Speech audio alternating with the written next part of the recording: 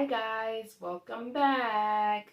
So today I'm going to be talking to you about a few challenges that I had during my dispatching journey, as well as the load boards and the carrier packet. Two commonly used load boards are DAT and truck stop. I like them both. A lot of dispatchers like them as well. With DAT and truck stop, it's kind of like a community pool. So you have multiple brokers up there posting multiple loads, as opposed to a brokerage load board where it's just that one broker posting loads for contracted shipments that he has with shippers. So of course, the pickings are slim.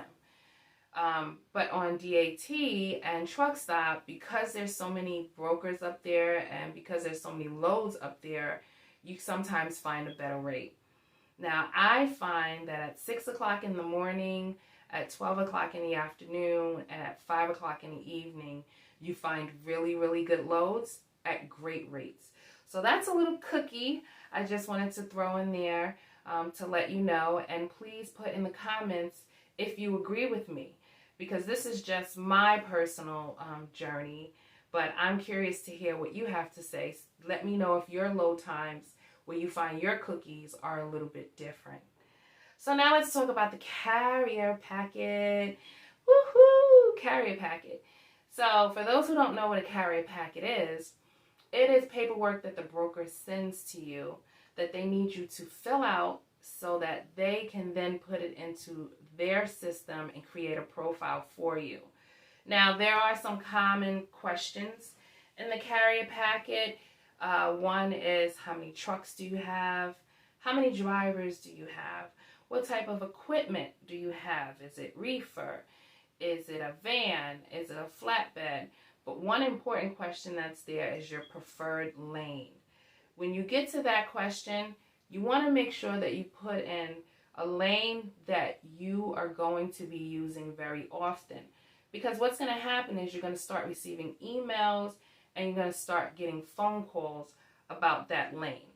So just the FYI.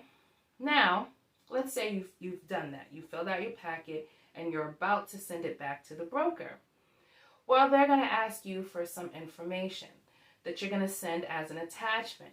That information is your W-9 tax form, your certification of insurance, and also your authority. Okay, so just before you send that packet back into them, make sure you have those 3 documents attached.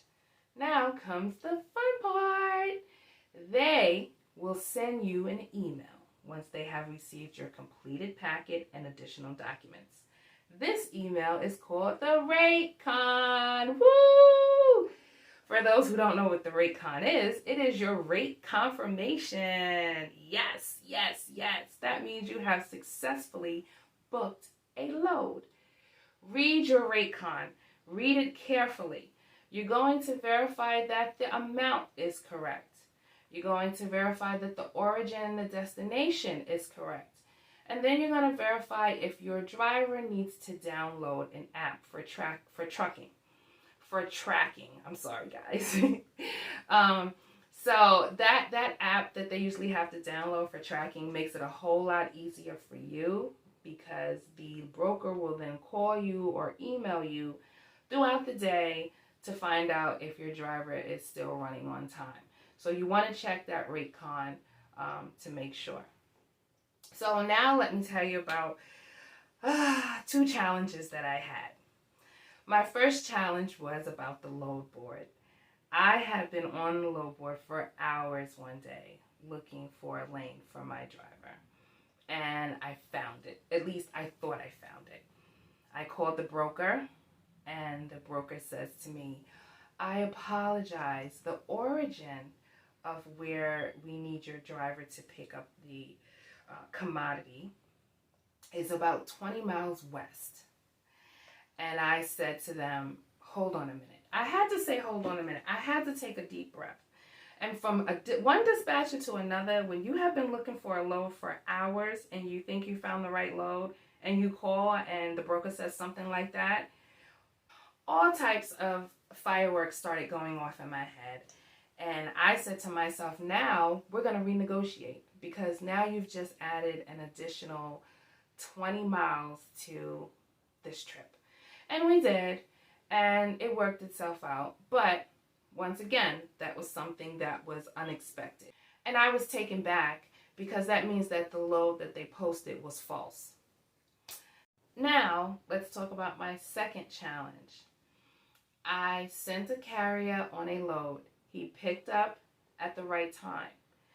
Then he made it to his destination 20 minutes early. He made it there at 9:40. He was supposed to be there at 10. Everything seemed like it was going to go smooth. I called him at 1 o'clock because he had another pickup, and he was still there. So I said to him, what happened? Why didn't you call me? Communication is key. Whether it's you communicating with your driver, or your driver communicating with you communicating with the broker, or the broker communicating with you. So anyway, the driver was frustrated at that point. He didn't call me because he was just too mad. And I get it. I totally get it. Who knows what he would have said if he would have called me and I didn't call him first. So I'm in a pickle. My driver has to get to his next destination, and he's running behind. He did not finish until 2 o'clock in the afternoon. So I said all of that to say, when you are scheduling these loads, be conscious and mindful that there are going to be times where your driver is going to be sitting at that dock for an extensive long period of time. Now, they say that typically it takes about 2 hours for them to unload a trailer. In a perfect world, okay, that does work, but sometimes it doesn't. And sometimes he's there and it affects his next pickup. So at that point, the only thing you can do is call the broker. Like I said, communication is key. Call the broker, explain the situation, and let the broker know if you're going to make it.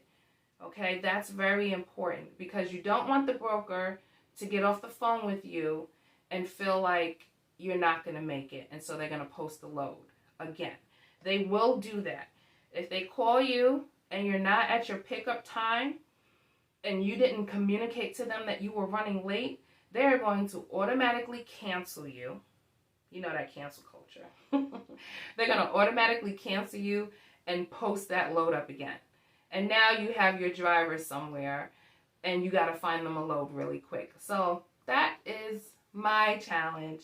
Please, in the comments, let me know if you've experienced anything like that.